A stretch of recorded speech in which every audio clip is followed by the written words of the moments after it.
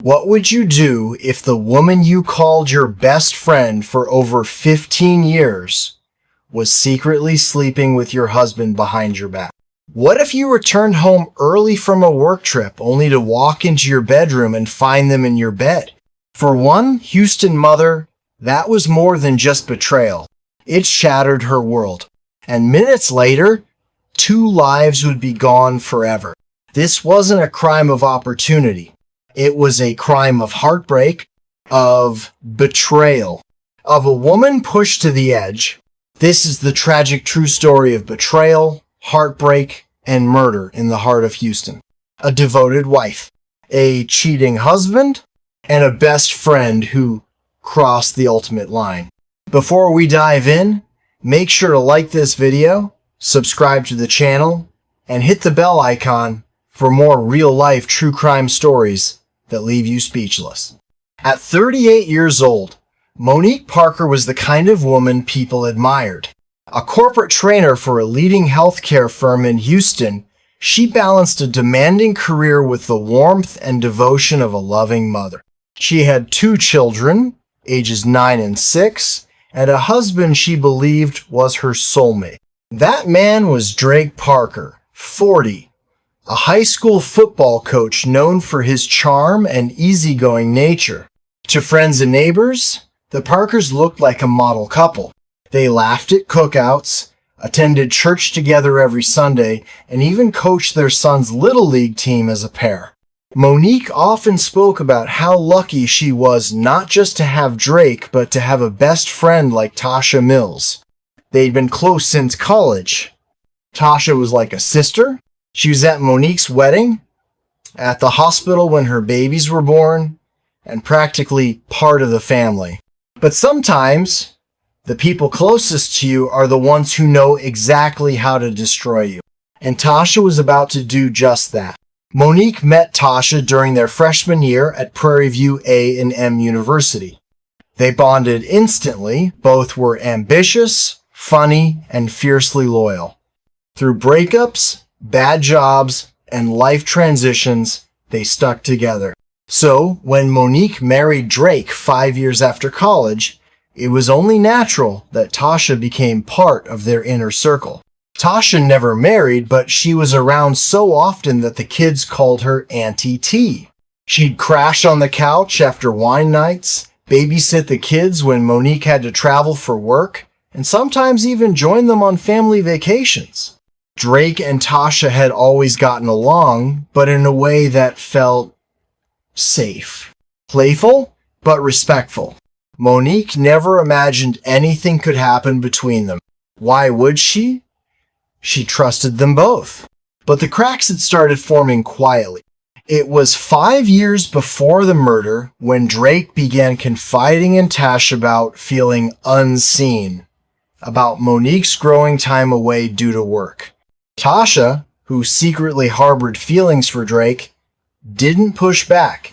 Instead, she leaned in. One late night after a few drinks while Monique was away on a business trip in Dallas, Drake and Tasha crossed the line.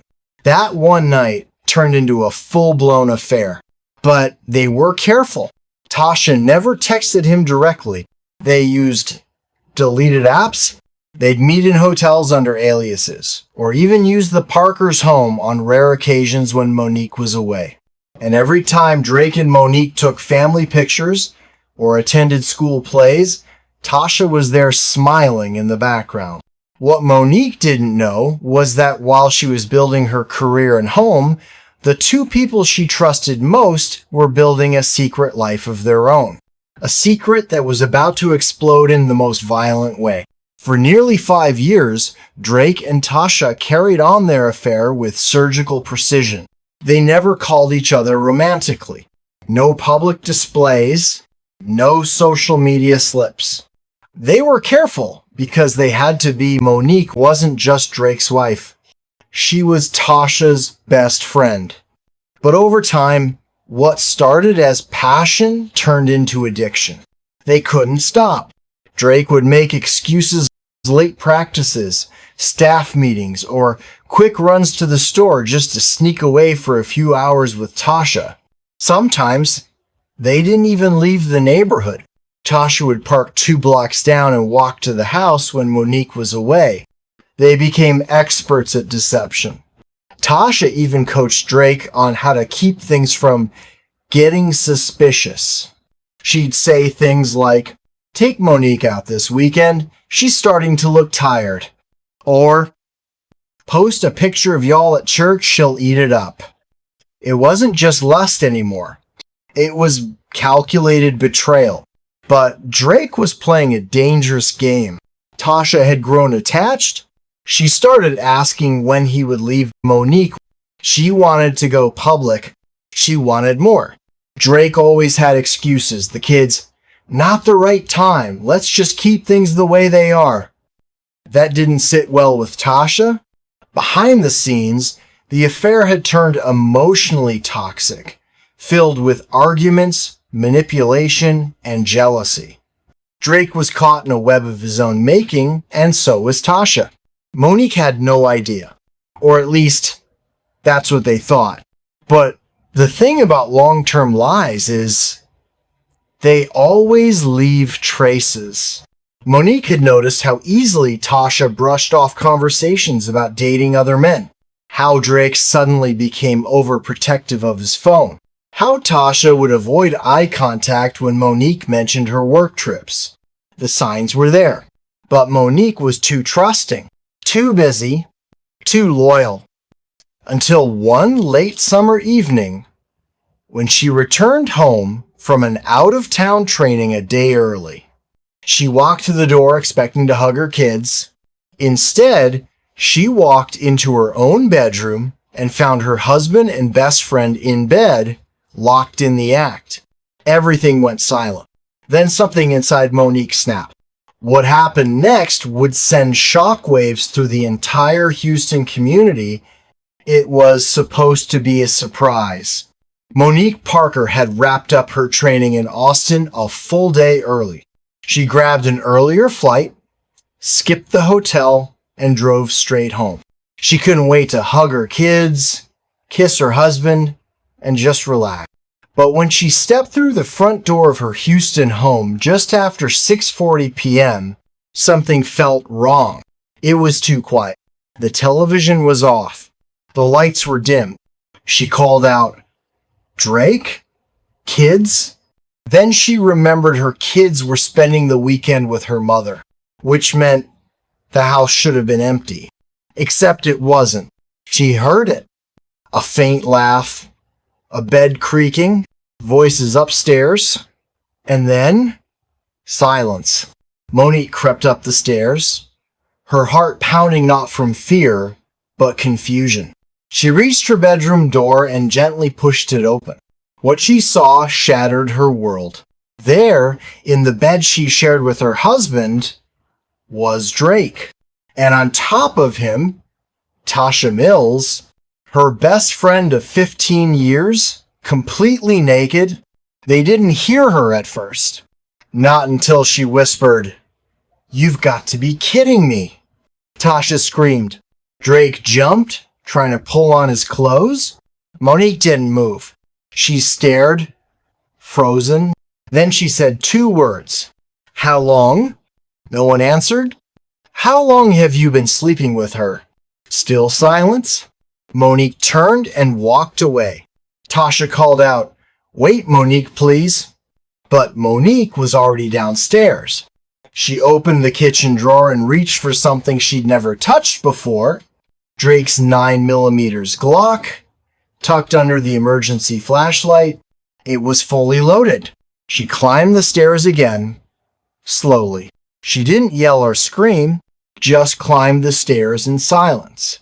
When she reached the top, Drake stepped into the hallway, half-dressed, his hands raised. "Monique, please, it's not what it looks like." Bang. 1 shot, straight to the chest. Drake collapsed. Tasha screamed from inside the room. She tried to run, slipping on the hardwood floor, naked and panicked. Monique followed her. Tasha crawled across the bedroom, hands up, sobbing, begging, "Please, Please, I didn't mean for this to happen. Please. Monique looked down at her. Her eyes were cold. You were my best friend, she said. Then she fired a second shot, and Tasha's body hit the floor. Silence again. Monique stood there, shaking gun in hand, heart racing. Then her phone buzzed. A voicemail from her daughter, playing automatically. Hi, Mommy. We miss you. Come home soon. Monique dropped the gun. She went downstairs and sat on the steps and called 911.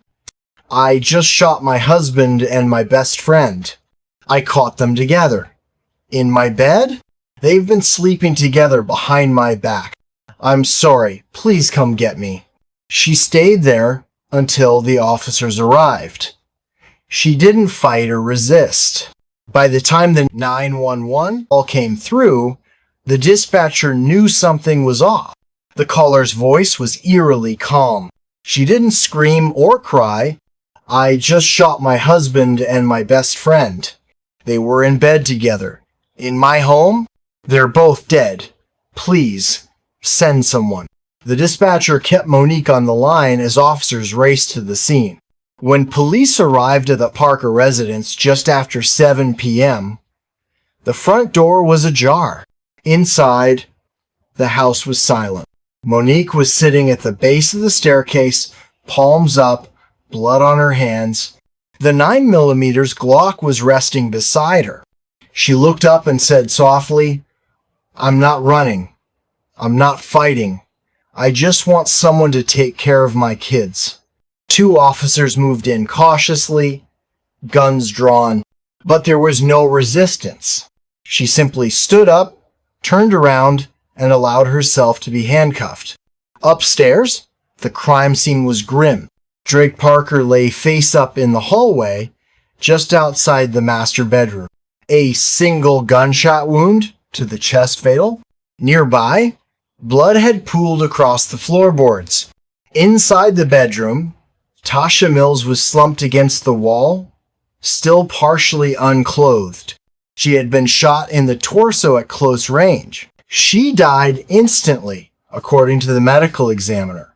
Officers noted signs of a brief struggle, scattered clothes, a broken picture frame, fingernail marks on the hardwood floor, but nothing that indicated premeditation. No packed bags. No second weapon. Just raw explosive emotion. Crime scene photos showed the devastating contrast. A framed family photo shattered beside Drake's body. A child's drawing on the dresser with the words, I love mommy and daddy. A pair of Monique's heels, one knocked over in the hallway during the chaos, and 2 blood-streaked bed sheets, the final resting place of 2 people who had once called themselves family. Monique gave a full confession at the scene, and during her initial questioning, she didn't request an attorney. She didn't hold anything back. They were sleeping together for years, she said. My best friend. My husband. In my bed. I came home to surprise my kids. Instead, I walked into a nightmare. And I broke. She never denied pulling the trigger. She never tried to justify it. But she did say one thing that stuck with detectives. I don't feel better. I don't feel relieved. I just feel empty. News of the double homicide spread quickly. Local media descended on the Parker neighborhood, interviewing stunned neighbors. One neighbor said, Monique was always sweet, always had the kids outside playing. You would never think, never. Another added, Tasha was at every barbecue, every school fundraiser. This is like something out of a movie. In many ways, it was. But unlike a movie, there was no twist, no redemptive arc, just 2 lives lost. 1 mother arrested, and 2 children who would wake up the next morning without either parent to kiss them goodnight. Monique was taken into custody without incident, but her life and the lives of everyone around her had already unraveled. She had walked in on betrayal and responded with irreversible violence. And in doing so, she turned a moment of heartbreak into a lifetime of consequences. Monique Parker was booked into the Harris County Jail on the night of the murders, charged with 2 counts of first-degree murder. Her fingerprints were still fresh with blood. Her eyes were blank, puffy, and exhausted. But she didn't ask for a lawyer, didn't plead for leniency. She simply said, "Tell my kids I'm sorry."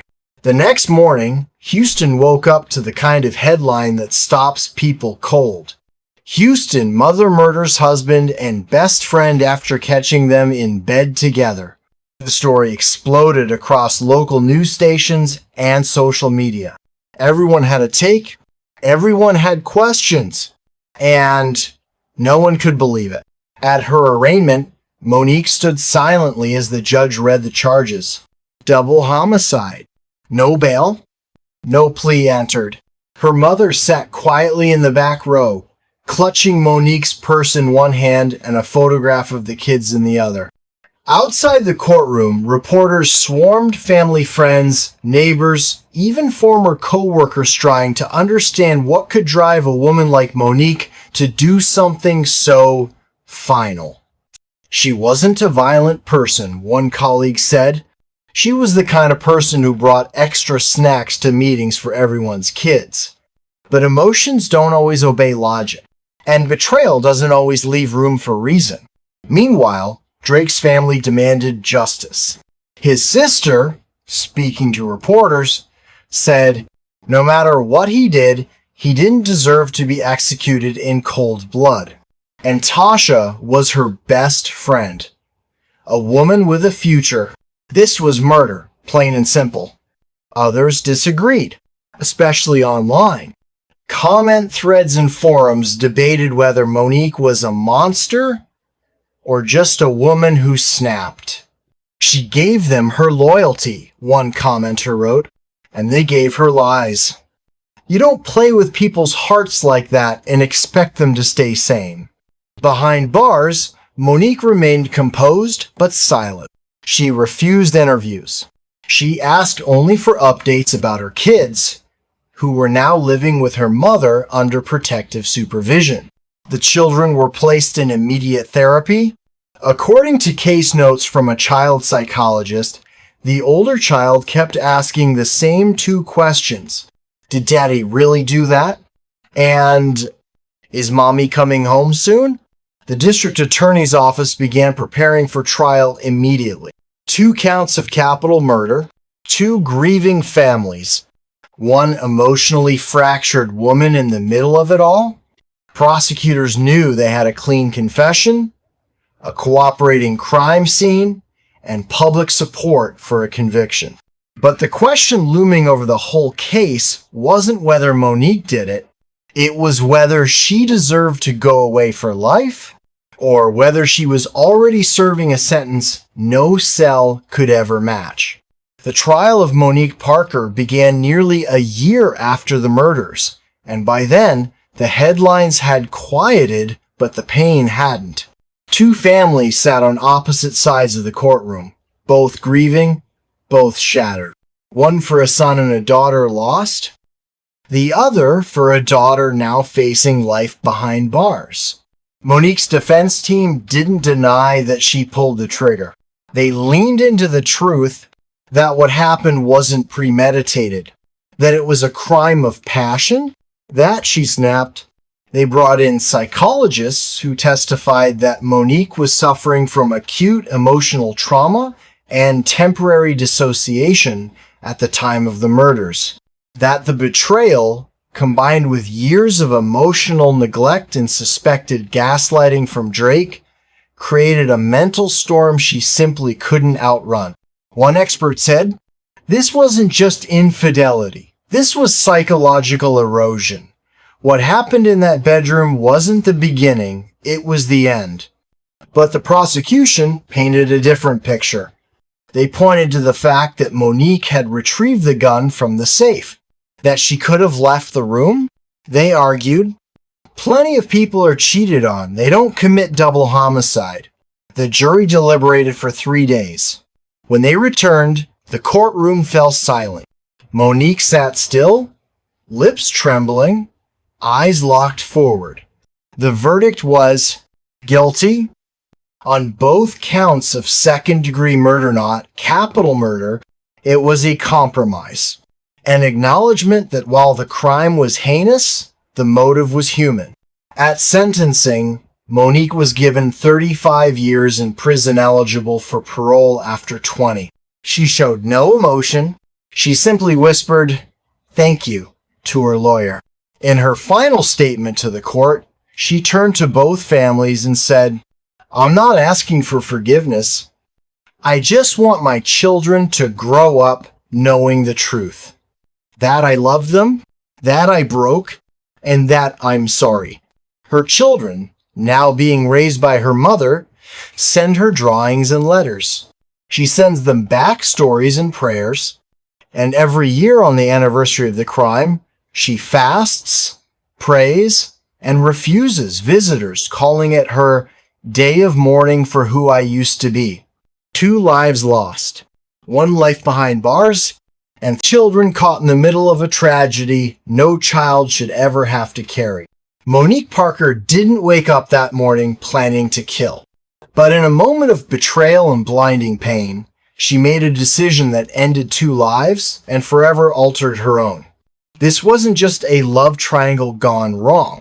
It was the collapse of trust, loyalty, and the fragile mind of a woman who had given everything and got deception in return.